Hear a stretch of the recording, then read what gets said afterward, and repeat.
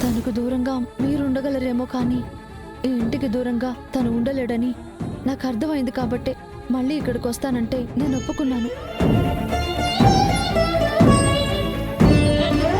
తన వెంట బయటకు నడిచిన దాన్ని మళ్ళీ గేటు దాటి తనతో లోపలికి వచ్చాను. నీకు ఎలాంటి ఇబ్బంది రాకుండా చూసుకుంటానని మాటిస్తున్నాను.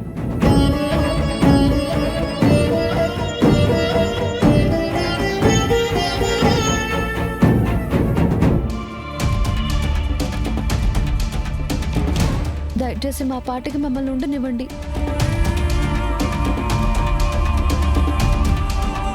ఎలా ఉంటారే?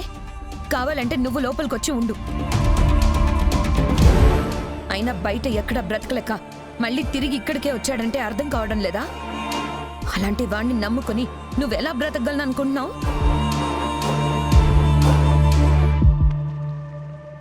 తల్లి మీద ఒట్టేసి తప్పినప్పుడు, తండ్రి మాట మీద గౌరవం లేక మళ్ళీ వచ్చినప్పుడు నిన్ను మాత్రం ఎలా పోషిస్తాడనుకుంటున్నావు?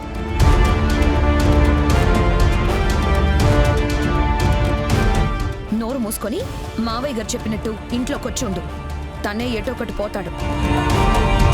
అలా ఎలా వచ్చేస్తాననుకుంటున్నావు అక్క? మా ఆయన ఎక్కడుంటే నేను అక్కడే ఉంటాను.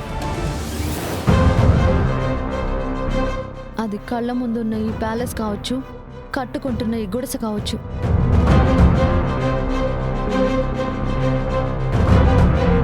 పిచ్చి పట్టిందా నీకు? మావయ్య గారి ఆరోగ్యం గురించి ఆలోచించవా? తనని చూస్తేనే ఎంత ఆవేశపడుతున్నారో చూస్తున్నావు కదా. అలాంటిది ప్రతిరోజు కళ్ళ ముందు కనిపిస్తూ ఆయన్ని బాధ పెడుతూ ఉంటే ఆయనకేమవుతుందో అన్న ఆలోచన కూడా లేదా నీకు?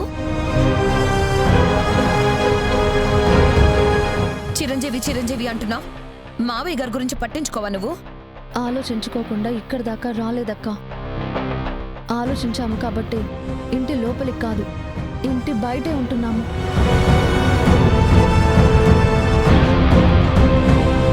మాకున్న దాంట్లో ఏదో చిన్న గుడిసె వేసుకుంటున్నాం. మావయ్య గారు, మీకిచ్చిన మాట తప్పితే తను తప్పు చేసినట్టు. కానీ తను మాట తప్పలేదు. ఇంట్లో ఉండను అన్నాడు, ఉండటం లేదు.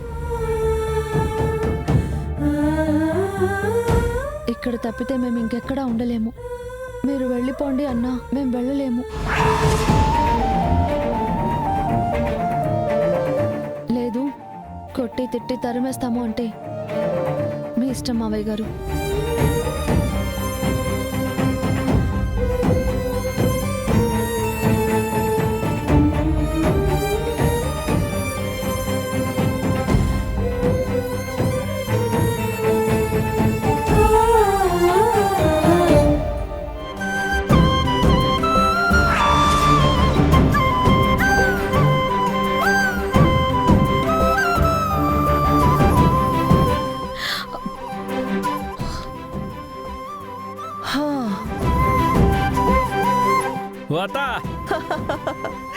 మీ అన్న ఒప్పుకున్నట్టే కదా?